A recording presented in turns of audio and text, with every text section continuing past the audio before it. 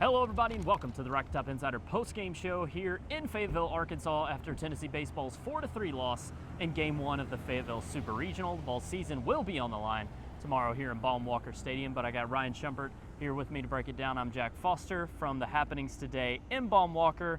The story is Zack Root, Arkansas starting pitcher, completely shoved against Tennessee in 7 innings. Tennessee only 2 hits, both were home runs, only 5 base runners on the day if you include those 2 home runs. Tennessee worked 2 walks, and also Bargo reached 1 time on an error, but a pretty dismal offensive day in total, and Root gotta give it to him for what an incredible outing he had. Yeah, no, he was fantastic, and Tennessee just couldn't really get anything going against him. I mean, it started from the jump. First 2 batters of the game, Tennessee's top 2 batters, I would say, he retired Keelan and Andrew Fisher on 2 total pitches, and those balls were hit pretty hard. Fisher barely missed a home run, but from there he just got it rolling downhill, and I think you have to give him a lot of credit too. I think to me maybe the most important or most impressive part of his outing, start the 5th inning, he has had a perfect game going into the 5th inning. Yep. Bargo reaches on an error, gives up a home run for Tennessee to take the lead. At this point in the game, Arkansas had so many scoring chances and just had 1 run, and it's kind of like, holy cow. And Tennessee somehow ahead, and Root, just give him credit. He just went right back to work. I think retired 10 of the final 12 batters he faced, or maybe it's 8 of the final 10 batters he faced after that. He was unfazed, and he largely delivered the Razorbacks a Game 1 win. Yeah, the curly hit was the only one Root allowed. Tennessee's other hit came in the 9th when Fisher ropes a solo homer off of reliever Gabe Gakel, but an incredible outing from Zack Root, and you also saw just an outpouring of emotion from him at the end of the 6th inning. Walks Gavin Keelan, one of only 2 walks he issued on the day.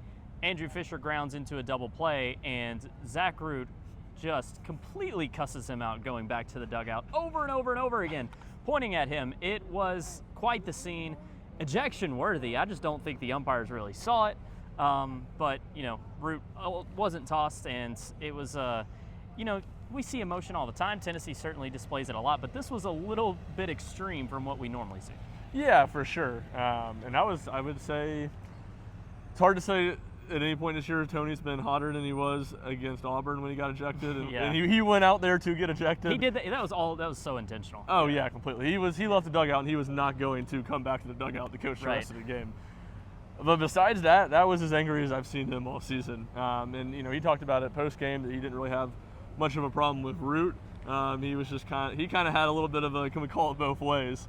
Right. And then, he said it's not the same umpires, but Cannon Peebles misses this game for significantly less. Way less. Way less against Wake Forest. So, yeah, I mean, it was a little bit over the top. I wasn't, overly offended by it or anything like that. It was funny that it was an Arkansas player. I mean, if Liam Doyle does that tomorrow, there better be no double standard, right? Yeah. Same crew. Yeah, it's true. But if Liam Doyle does that tomorrow, they might not let him out of the state alive because of what a disgrace he is to baseball, according to the people here. Exactly, yeah. It feels like if that was a Tennessee player, it would have been a completely different story. It's just kind of the nature of how things go. But even, you talk about not being that offended by it. Tony Vitello, hats off to him for what he said in postgame. He said, yeah, it irritates me that he doesn't get tossed when Kanan does last week, referring to last weekend, but he's like, hey, that dude could have done cartwheels if he wanted to, the way he was thrown against us. So he certainly gave Root his dap. Yeah, no doubt about that, which I think was a pretty consistent, the way Tony Vitello talks about a lot of those things. He talked about it yesterday in his press conference here at Fayetteville, about how he said, which is funny, people will hate this, non-Tennessee fans will hate this, he says people don't celebrate enough. And, talking about just in general, celebrating the good things that happen to your team when you're in the course of the season. So, yeah, no, it was wild, and certainly was what was a really good baseball game, one of the defining moments. Yeah, Tony Vitello, never going to be a fake person, so the fact he kind of said that what Root showed was worthy of considering how he pitched was real.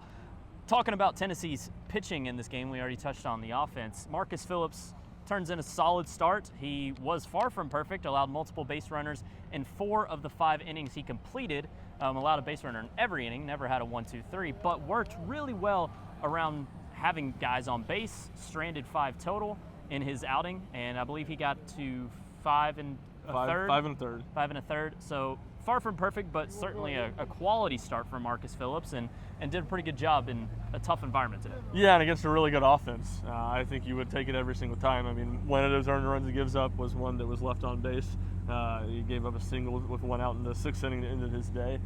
But, we were talking about how great Root was, and he was all that, and Marcus Phillips gave Tennessee a chance to win. 2 big double plays to get out of innings. Massive with the bases loaded. Yeah, there in the 3rd inning when it felt like things could get away from Tennessee. People were starting to get hot in a hurry in Tennessee's bullpen. So, that was big from Phillips. I think, you would have said his stat line before the game. I think you probably would have taken it if you were Tennessee. For sure. The context of the game itself, you definitely would have taken it. Mm-hmm. And that combined with, I thought Tony did a really good job of handling the bullpen and pitching staff. Didn't really burn anybody. They were quick to pull. Loy and Krenzel each faced one batter. Arvidsson only threw 12 pitches. Arvidsson only threw 12 pitches. That's the big point. He and Russell should be fully loaded just about. Obviously, Russell fully loaded. Arvidsson just about fully loaded for the next 2 days, and keeps Tennessee's bullpen in a solid spot. Yeah, and credit to Arvidsson for having a 1-2-3 inning there in the 7th, really efficient, and then credit to Tony Vitello for going to Tanner Franklin there for the 8th, who had a 1-2-3 inning of his own. I was kind of surprised because the game only 2 runs. Arvidsson's been more effective, but hey, Franklin gets it done, and now Arvidsson's even more fresh going into tomorrow and of course the rest of the series. Yeah, I think Tony cutting his losses would be too dramatic, so I don't think he was giving up on the game, but he didn't dig his feet in necessarily and say, we're going to go all out to win this one and use one of our best guys even more than they already did. So, yeah, that made a lot of sense. He almost used, in some ways, now the 6th inning would have been a little bit to the opposite. That's when things got dicey with Loy, Krenzel. Yeah. But he kind of used it almost like an MLB team would use a bullpen in any given day, just kind of giving an inning to a person instead of one person, you're going to ride this out as long as you pitch well. So exactly. Look, Tennessee's still going to be tough sledding to come back from down 1-0. Tennessee does not have the pitching depth that Arkansas has. Certainly Arkansas's bullpen's in a great spot after today with Root going 7 innings. But I think, from that standpoint, Tennessee's bullpen, if you would have told me Marcus Phillips went 5 1/3 and Tennessee lost a close game, I might have worried about where the bullpen would be at for the rest of the weekend more than I am with how things played out. Yeah, really the story of this game was, the margins were so small. The way Arkansas scored their runs, talk about a wild pitch. You talk about that single off of Arvidsson. I believe that run went to Phillips or Loy. I can't remember there in the 6th. But Phillips. Arkansas got a couple barrels there in the 6th to get a run across. And then the home run from Helfrich, which was not hard hit at all. 84-mile-an-hour exit velo, 313, wind carrying out to left. So a bit of an unfortunate break there from Phillips, who did not think it was gone off the bat. Just kind of carried out there. So, but like I said, the story is everything was so small today, such a tight game, and then when Root has a performance like he did, it's hard to win. Yeah, the margins are just small when you're facing a pitcher that's that good. Mm-hmm. Fisher grounds on double play before the explicit tirade, and that's a shot you're trying to get scoring there, and that opportunity, and then the wild pitch. Like, I think you give a ton of credit. I want to say, who was it on first? I'm blanking. I think it was Kozel. Scored.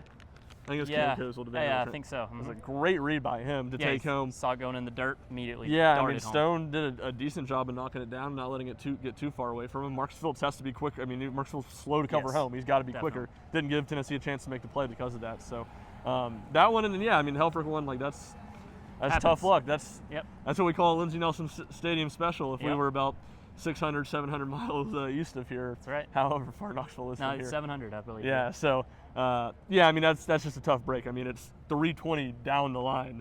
It wasn't even hit directly down the line. It was 313, without the wind factoring in, and it gets out. So that was just a really tough break, and what had started as such a good inning from Phillips. He had retired the first 2 batters, the top 2 batters in Arkansas's lineup, 4-pitch walk, and kind of a tough break really makes him pay for that. Yeah, Arkansas outplayed Tennessee today. More had double-digit hits. Tennessee only 2. If Tennessee would have won this game, we would be saying they stole it. Yep. Exactly. Yep. So Arkansas was a better team today. Best player on the field was Zack Root. That's the story. Going into tomorrow, Liam Doyle on the mound for Tennessee. Feel confident that Tennessee can even this thing up and force a Monday? Yeah, I think that's was kind of my prediction going in, is that Arkansas would win games 1 and 3, and Tennessee would win game 2. So they need Liam Doyle to step up and do what Zack Root did today, be what Liam Doyle has been most of the season. Get deep into the game and try to really limit what is an extremely talented Arkansas lineup. Well, that game's at 3 p.m. Eastern time to local on ESPN here in Fayetteville from Baum-Walker Stadium, or outside it, I should say. Couldn't do it on the field. Outside of Baum-Walker Stadium. That's Ryan Schumpert. I'm Jack Foster. We'll see you next time.